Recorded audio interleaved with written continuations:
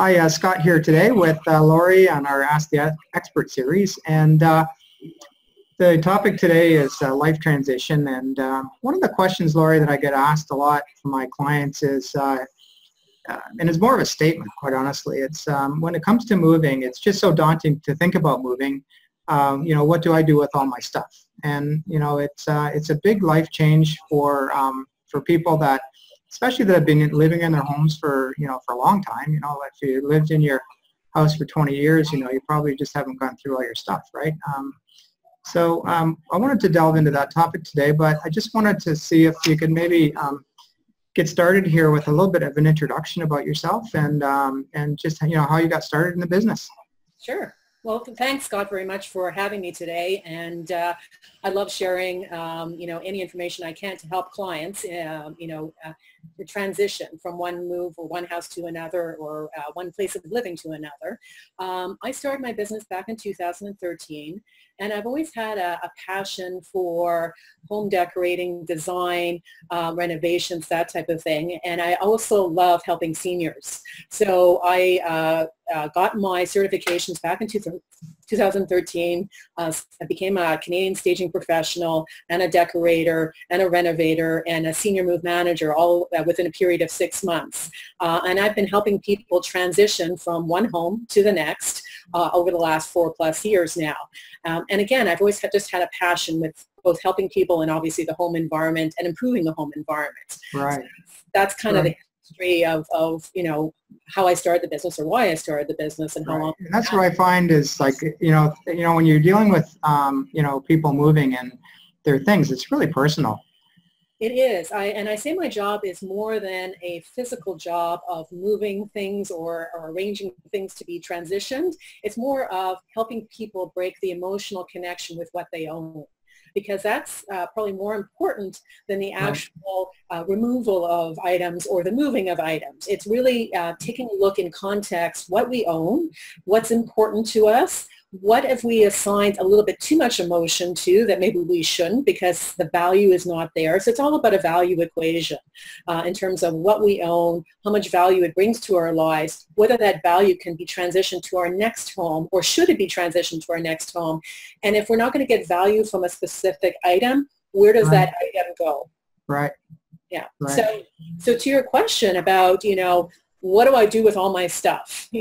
Obviously the issue always comes when we're moving into a smaller environment, a smaller home environment. If we're moving to a larger one, that's not typically the issue because we have more space to put everything. But if we're moving into a smaller home environment, the first thing I always ask people is, are there family members, are there friends that want any of what you own? Have you asked the question, because clearly that's the easy question to have. And, sometimes friends and family do want specific items, especially if they've been in the family for years, if they're antiques, if they're into antiques. So that's the first and easy question to ask. The second thing I always ask clients is, do you have a charity that you like donating to? Because a lot of charities will accept household items, put them for sale up in their own locations, or will sell them and take the funds and put it back into the charity. So there's lots of worthy charities. There's lots of worthy organizations across Canada and the world that would accept items. And I've seen some of them even pick them up before from the end of your driveway. Correct. Yeah. So the easiest way to help your community, your local community, is literally put the item at the end of your driveway with a free sign on it. And you'd be amazed how quickly it will go in the neighborhood, someone locally needs something, and that's one of the easiest ways to do that. Right. And obviously the last resort is to put anything into landfill. We always avoid that from an environmental perspective, also from a value perspective, bringing back value into your life. So it's always better to ask friends and family, look for a charitable cause, and then potentially put it at the end of your driveway. The last thing that people often ask me is, what if I try to sell it? And there's lots of online selling, sites that you can use to sell the item. There's a bit of a security concern, obviously, because people have to come to your house to see the item. So I always caution people to be careful about that. Thankfully, in the region that I'm in, which is Peel Region in Ontario, Peel Regional Police have set up a one location in Brampton for that exchange. Oh, okay. Oh, wow. You can actually bring your item. Hopefully it's not too big, or if it is big, Right. hopefully you have a truck that can bring it there. Right. And you can exchange in their parking lot, which helps a lot of people from a security standpoint instead of having strangers come to your house. Right. And then the other question I often get is, what about consignment? Right. Consignment for large items is sometimes a good thing to do, but we have to be realistic as to what the item is worth. Right. And if it doesn't sell within a period of time, and it's typically 3 months, be ready to take the item back. Okay. So, you know, often what happens is we think we're going to put it in consignment, we're going to get a huge amount of money for it, and then 3 months go by, they reduce the price over the 3 months, Right. and if that item doesn't sell, and guess what? You're responsible for going back to pick it up. Oh, okay. Right. Right. So if it's a piano, you better be ready for fruit. Yeah. Right. Exactly. Exactly. Yeah. How do you find items can be valued? Like, you know, especially with, you know, people have been in their home for a long time. You know, they've collected things over 20 years. And, you know, one of the ones that I always get is like some of the items like the Royal Daltons or like, you know, jewelry or things that, you know, could have value. How does somebody that's thinking about making a move, you know, figure out what kind of value is in those items? Yeah. So the easiest way to get a value on an item now is through the internet. Okay. And you can do this for free. Right. Basically go to any website, selling site, and you can pop in, you know, the descriptor of what the item is. Right. And quickly, you'll start seeing the market value, because I guarantee there'll be someone else in the world that will have something similar that you can automatically see what they're selling it for. Right. So that's free. That's you know, no cost to the person. So I always encourage people, let's say you have a Yageo figurine or Swarovski crystal figurine or some sort of jewelry. Just go to like an eBay or you know, Kijiji. Just take a look and see what everybody else is selling it for, and then you'll get an idea. Right. There are lots of appraisers, but obviously there's a cost associated with appraisers. Right. There are sometimes, you know, antique road shows that people can bring items to get assessed. I mean, you've seen the classic TV shows where, you know, people get, oh my gosh, it's worth $100,000, right? Right. But, you know, the best and easiest way is just to do the free assessment online. Just take a look at various market internet sites and see what other people are selling the items for. Right, right. Yeah. Okay, that's a good one. Good. So, you know, one of another client that I talked to recently, and I'll just give you a, you know, word for word. I asked her what her biggest concern was in making a move, and she said, "I'm scared of the thought of packing up and selling our home. We've been here for 19 years. What happens if I don't like it in my new place?" What would you say to somebody who's just thinking about making a move there? They've lived in a place for so long, and it's really kind of overcoming the initial kind of, you know, barriers in somebody's mind to get moving on something like that. Right. So I guess, you know, from a realtor standpoint, and certainly from me and being a stager and a decorator, I always ask the question, why are you moving? You know, what is the impetus for moving? Often it is, my children have left, the house is too big, or I want to move closer to my grandchildren. There's usually a reason why. There's a drive, right?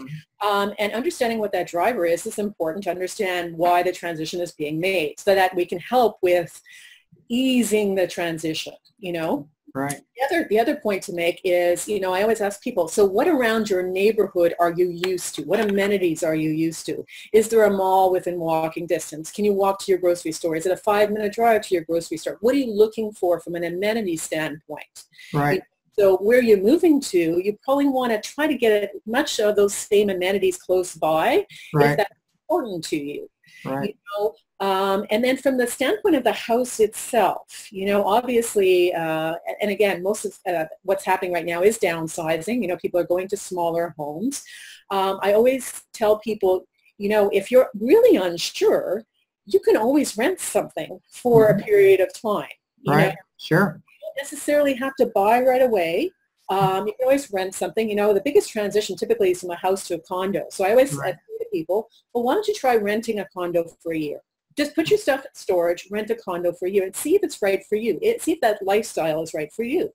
Right. Also, there is a slight expense associated with that, but at least they can get a better sense of living in that environment, that size of environment, the location, the lifestyle, that type of thing. So, you know, leasing or renting for a short period of time can be another option, right?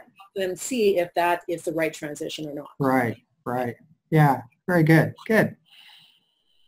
So when it comes to making a move, you know, some people are more organized than others, of course, you know, but if you had to put a plan in place for somebody that was thinking about selling their house, so that they could actually see, you know, what the start point would be and the end point would be, what kind of plan would you suggest for somebody to get started and to actually feel good about, you know, kind of knowing the path? Well, you know, that path is going to be different for everybody. I wish I had, you know, like literally a set plan that I could give you and say it's going to work like this, A, B, C, D, E, F, G. Right, yeah. But everybody's going to be different. Every situation is going to be different. But I think the most important part of the plan is being proactive. Right. Now, even if you're thinking 2 to 5 years down the line, maybe it's 6 months to a year, start today. Just start today. Right. Start going throughout your entire house. Start looking for things that you no longer need. Start putting a pile together of things you want to donate or give to family.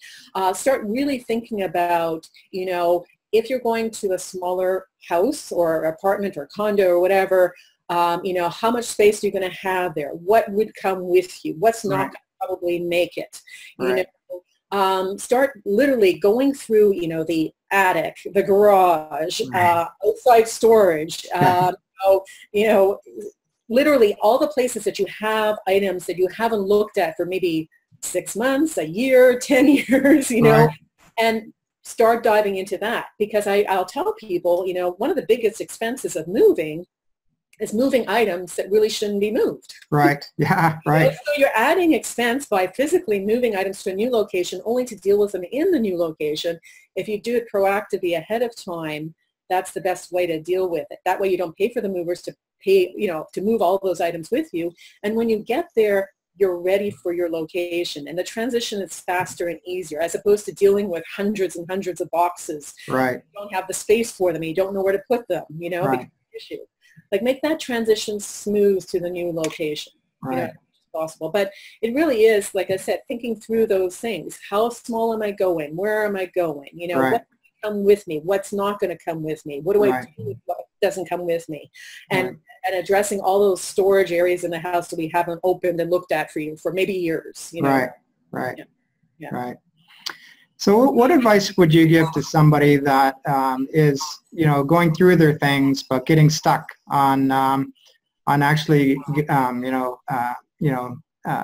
pitching things that need to go, or, you know, giving things away that they just can't get over the, you know, the emotional connection they have to things? What advice would you give to them? So number one, my first principle I always say is what we call O-hi-O. Only handle it once. Right. Because if we start overthinking every single item that we're trying to dispose of, we'll never get the job done. Right. So wherever possible, take something into your hands, look at it, make a decision, try to make that decision as firm as possible, and then follow through on that decision. So if you're getting stuck, step back and really try to understand why are you getting stuck. Is it mental value? It's usually emotional value. Maybe it's, you know, a family heirloom or something that you received from someone who has passed on, no longer with you. Ask yourself the following question, you know, why am I getting stuck? And if it's, you know, like I said, that emotional connection, well, if I took a picture of it, if I took a video of it. Oh, good idea. If I kept a small piece of it, would that satisfy my need to have that item? Right. If, however, that item is in a box and shoved up in the attic, and it's been up there for 20 years, and in your new place, it's going to be shoved up in the attic for another 20 years, I would argue that I would ask the following question: does it truly add value in your life? If we want to honor someone and honor someone's memory, we should have it in our environment. We should see it every day. We should use it every day. We should have a touch point with it every day. Right. So then I try to challenge people to think, well, if I put it back in a box, am I really honoring the memory? Sure. And the other thing that we can do often to break that emotional connection is, certainly if a family member or friend wants it, it stays Right. in the family, great, then let it go. Let it go Right. and let the person enjoy it and honor that person's memory or whatever. But again, often what happens is taking a picture or a video or, doing something with Oh, that great. item Yeah. or donating it to, let's say, a charity that that person would have Yeah. loved to have donated that item to, often helps break that emotional connection. Right. Right. But Those are great. it's not easy. Yeah. I will admit it's not easy, Yeah. but we try to be as objective as possible. And that's how I coach my clients. When we Sure. start stuck, let's kind of unstick the situation by thinking about it in a different way. Sure. Sure. What I've found too is that particularly seniors clients, they can only go so fast, and you can't go faster than you can go, and if you try to, that's where things get stuck. So I always recommend that just go as fast as you can go. Don't try to do more than you can do, and if you get stuck on something, then go on to something else and come back to it later. Well, and to your point, Scott, for a senior client, the timeline for transition is extended. So again, if they're in a position where they're thinking about maybe going to a retirement home and it's 2 to 5 years or whatever, they're on a waiting list, let's say, for a specific location. Right. It's really critically important that they start the process today because, to your point, they will take longer to assess items. They physically can't work as fast or think as fast as necessarily, a younger person can. So they need that extra time to go through that process so that timeline gets extended. Right. Yeah. Right. Recently I had a client that, they were in their early 50s, and, she had some, some diagnosed, hoarding. She was a diagnosed hoarder, and she knew that was the case, and that kind of presented some things going through the moving process that was learning for me. But any advice for somebody who knows they have a hoarding problem that they're having a hard time dealing with? Is there any advice or words of advice you can give for somebody like that? Well, I mean, ultimately, I'm not a psychologist, I'm not a psychiatrist. I try my best to help people. If a person is willing and can afford and wants to seek professional help, that is always the best course of action, because through the process of therapy, they will uncover exactly what is causing the hoarding issue. And I'll give you a client example. I had a client who had asked me to help her clear out a spare bedroom in her condo. She wanted her grandchildren to come over and stay over, and she was having issues that it was too cluttered and everything else. So I came over to her house, and when I did, I realized there were books everywhere. Everywhere. There were piles of books piled up in the spare bedroom. In her bedroom, she had an entire wall of books. It basically looked like a massive library in someone's condo.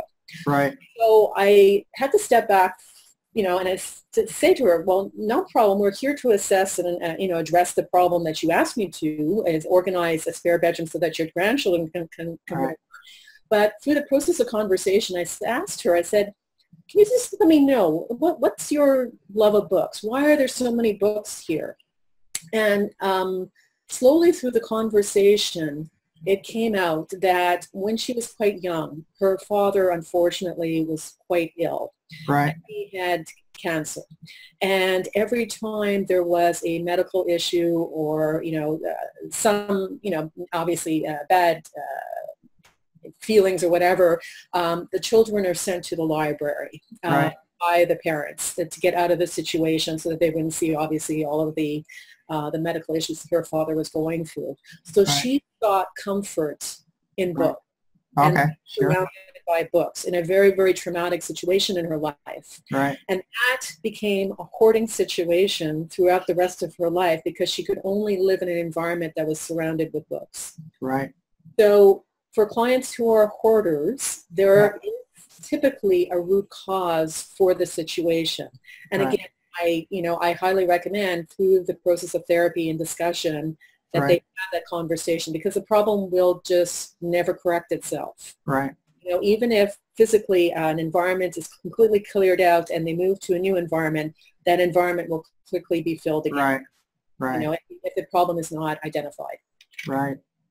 My past client as well, like she ended up getting some help from the region of Halton, I believe. I think it was the region of Halton, but she did find a counselor that was willing to actually come out to her house and just kind of help her through the the emotional connection that she had to the things and kind of work through it. So at the end, it was harder for everybody because of the hoarding, the issues that she was carrying with her, but we did get through it, and it was successful in the end.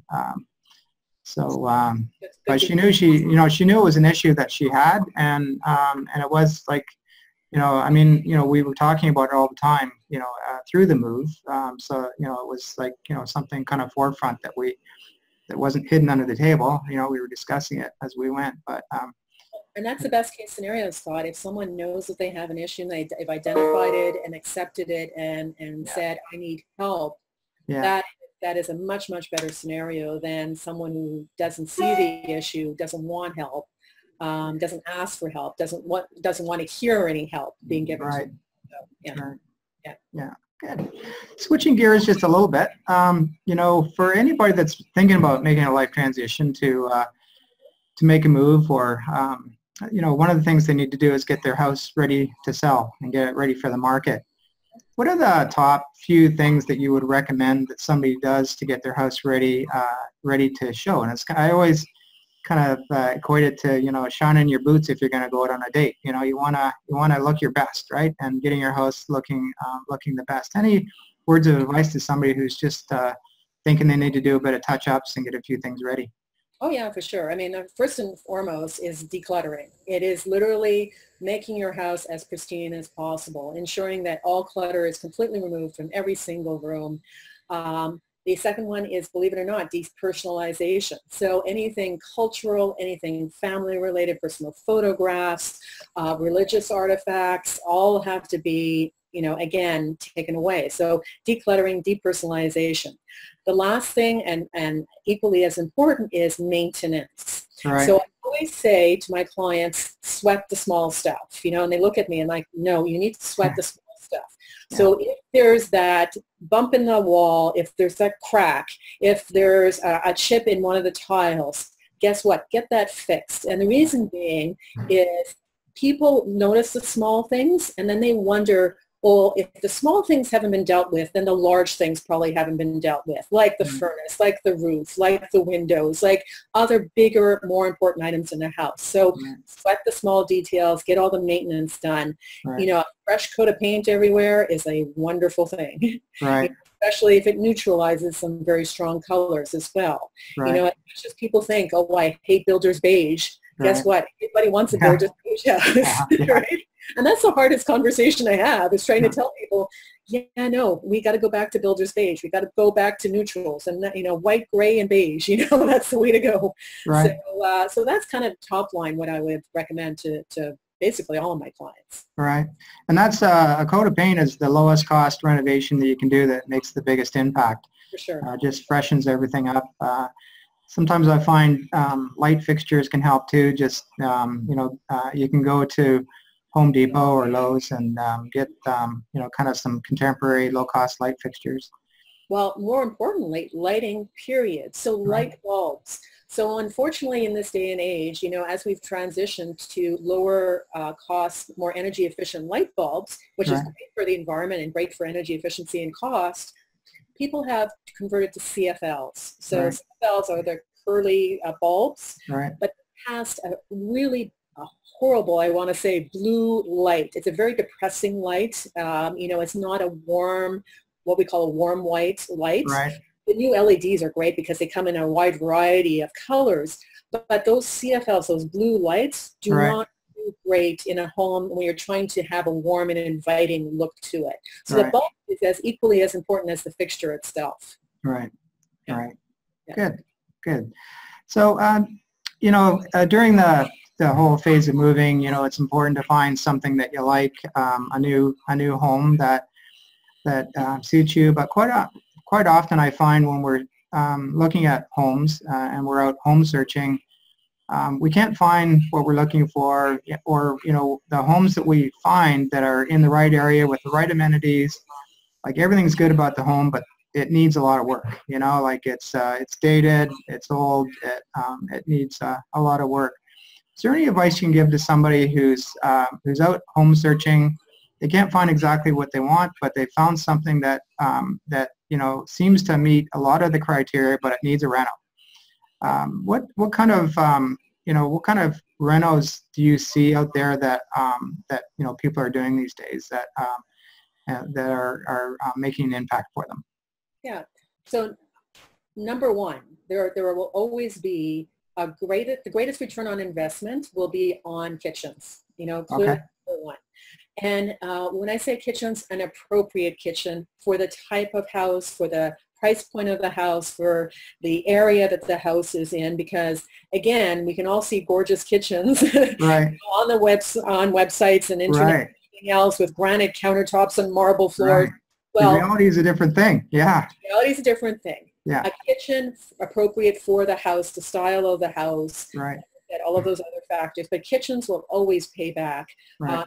in terms of a long-term investment or even a short-term investment. Right. Secondly, bathrooms. Right. Updating bathrooms. And bathrooms are really, versus kitchens, are actually a very cost-effective and very economical way to bring back value into your house. I mean, Right. bathroom fixtures are, you know, come in a wide variety of price ranges and, you know, materials and everything else. But very quickly, you can update a bathroom, and it really makes a huge impact on your house. Right.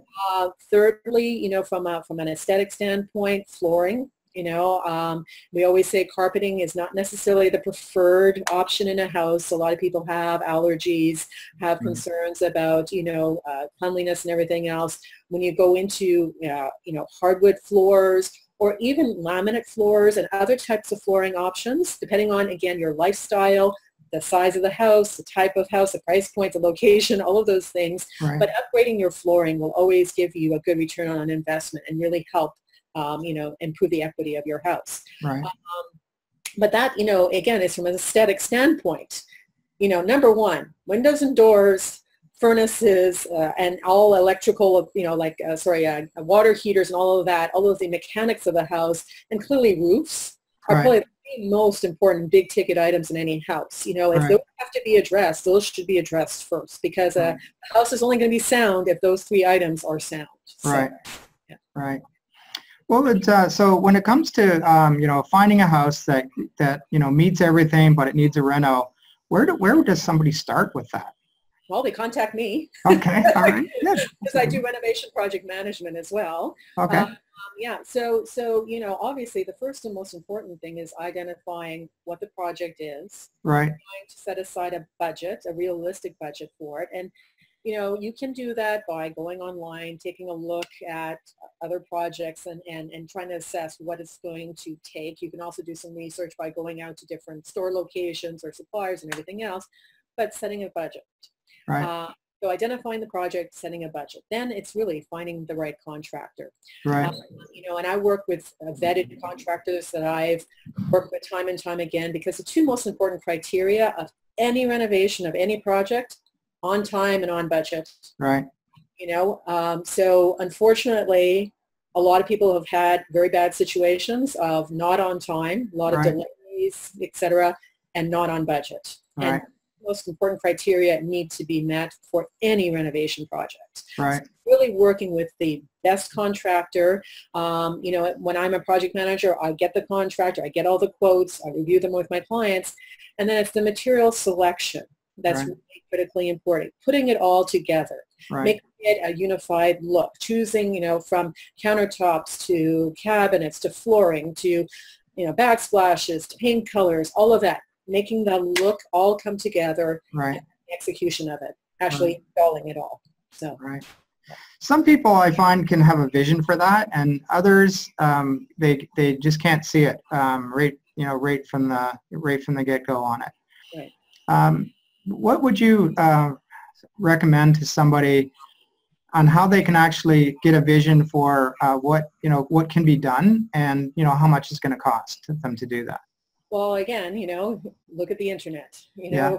With the Pinterest especially is probably the number one site, that with House as well. You Right. can see projects across the entire world that have been done in Right. terms of innovations to get ideas. Right. But really, it's more important to put your wish list together to identify what exactly do you. It's a good idea. Right. Yeah. And then the budget part is being realistic, and it's really doing your homework, going online, taking a look at other projects, what other projects cost, right. Your local, Home Depot or whatever, just figuring out what's the new fridge going to cost, what's the new stove going to cost, what's the granite countertop going to cost. Right. The internet will give you ranges on a per square foot basis for kitchen cabinets or bathroom cabinets or bathtubs. So you can put together a rough budget. Until you actually select those materials and work with a contractor, you won't know exactly until all of the quotes finally come in what they is. But at least you'll get a rough idea what you're looking at. Right. Sure. So. Yeah. Thank you. I find Mississauga is Mississauga, and a lot of the the GTA area is getting older, and homes are older, and the chances of finding something that's all done up and ready to go is probably, especially close to the amenities that you want. If you want more of the downtown amenities and that kind of thing, you can usually find a house that you like, but it needs a lot of work, and so it's just going to be kind of more. I think the renovation business is probably going to be kind of pretty busy moving forward, because everything is getting old. Yeah, and I think Statistics Canada has already identified Ontario is the renovation capital of the world. Okay. We do know we've historically done more renovations in Ontario than any other place in the world. Right. So it's to your point, it's going to get even bigger, moving forward for sure. Right. Yeah. Right. So, kind of on a closing note, I guess, one of the things that I find in working with families on making a move is, especially with, seniors, or kind of that baby boomer crowd, maybe that's getting into the retirement years, is the kind of interaction with the family members, and kind of making it all work, when you got so many different, people that have, siblings and brothers and sisters, and that any thoughts or tips on, how to kind of make it all come together? Patience. Okay. That's a good one. Communication and patience. Honestly, I think the hardest thing is people always have good intentions, you know. And I want to say, let's say we're talking about seniors transitioning, and they're moving from their house of 30 or 40 or 50 years. Right. They're looking at their next move, and it could be a retirement home, or it could be independent living, in a condo or whatever. Understanding what the person truly wants is number one. Also being realistic about their needs is number two. Right. So the person themselves may not be realistic about their needs, but the siblings can also say, well, mom or dad, you really, can't do stairs anymore. I've seen you stumble, or I think it's better if, making suggestions back and forth, having an open dialogue. Right. And hopefully keeping the good intentions at bay. Right. Once communication has started happening, because again, you can argue a lot about what's right for who and what case and everything else.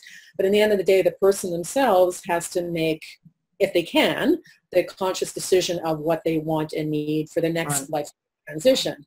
Right. Not everybody's going to be on board, but got to be the best of all worlds. Right. One of the greatest things now that's happening is in-home care. Okay. Even if someone is not ready to go to a retirement home, a lot of those services that would typically happen in a retirement home can come to them. Right. So they'll relieve the stress on the sons and daughters, the siblings or whatever, in terms of having to take care of, let's say, elderly parents in certain ways. Right. There's lots of options now that didn't exist in the past. Right. So I think, understanding what those options are, looking at a budget too, because a lot of those options can be expensive, and maybe the house does need to go up for sale, a smaller house purchase or another type of house purchase in order to fund all of the required services that are needed. If, so there's got to be, again, realistic expectations, the sharing of thoughts, but in the end of the day, respecting the individuals who are actually doing the life stage transition. It's hard. I'm going to tell you it's hard. And there's a lot of emotion. There's a lot of emotion. But, you know, hopefully through open, honest conversation, you know, it happens. You know, and that even goes to, you know, couples that are making a change, you know, if they're empty nesters, you know, you know, their kids have moved out, or, you know, maybe they still got one in university or something like that. But just the, you know, getting an agreement between couples on, you know, not only where they're going, but kind of what they, you know, what they want to, what their own interests are. And that I find is always part of the formula there too for, you know, people that are making a life transition. Yeah, for sure. And it's difficult. Once we are creatures of habit. We are inherently creatures of habit. And, you know, when you've been in an environment and it's been your home for a period of time, it's hard to say, I want to pick up and go.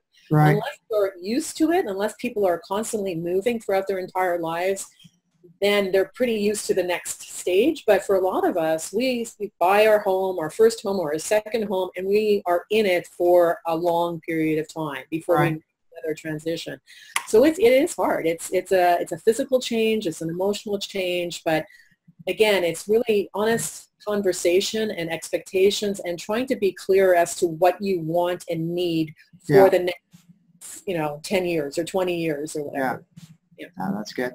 You know, I find, you know, so many of my clients do, you know, consider, they have, you know, worries about making a move.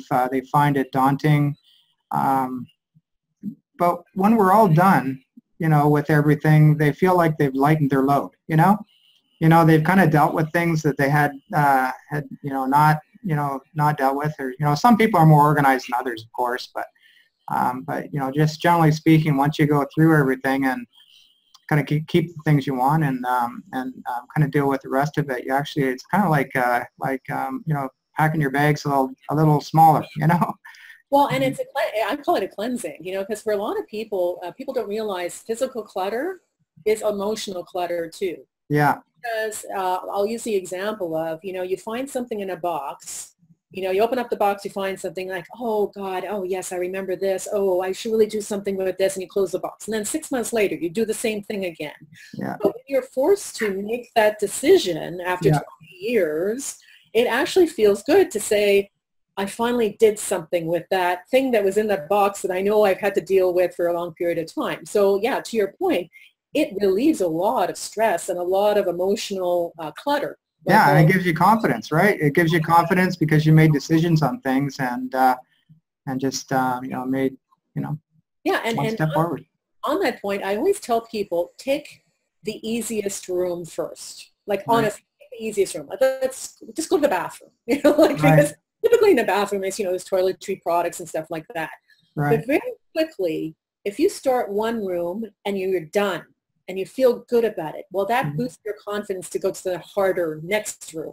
You know, we may have to make more emotional decisions and things like that. So I always start people with the easiest, smallest task, and then we go from there. And it tends to snowball. It tends to pick up, and then people are making decisions a little bit easier because they feel good about what they've done. That's great. That's good.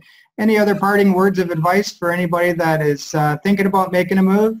Number one, be proactive. Just be proactive. Start today. Go. I have what I call a 3 and 3 and 3 rule that I use myself because, again, I've lived in my house for over 20 years now. I accumulate. Everybody accumulates. But every 3 months, I go into at least 3 rooms, and I try to find 3 things that I don't need anymore. And I find better homes for them. You know, and people will argue, well, is that relate to like artwork on the wall and, you know, decorative items? Well, clearly not. We're not going to take away all the decorative items every year. But I guarantee you'll find 3 things every 3 months that you'll find a better home for. And that way, at least, you know, you're managing the clutter. You're Right. definitely managing the accumulation. So, Yeah. Yeah. Good advice. Good. Yeah. Okay, thanks, Laurie. So Laurie Usypchuk with, yeah, sorry. It's actually Usypchuk. Usypchuk. There we go. Okay, Laurie, thanks very much. And I'll post your contact information as well so that people can get in touch with you and you know, consult with you on future services that could be helpful for them to get over the hump of getting the move done and moving forward with their lives. And thanks, Laurie, and we'll be in touch and have a great day. Thanks for your time. You too. Thanks very Bye much. for now.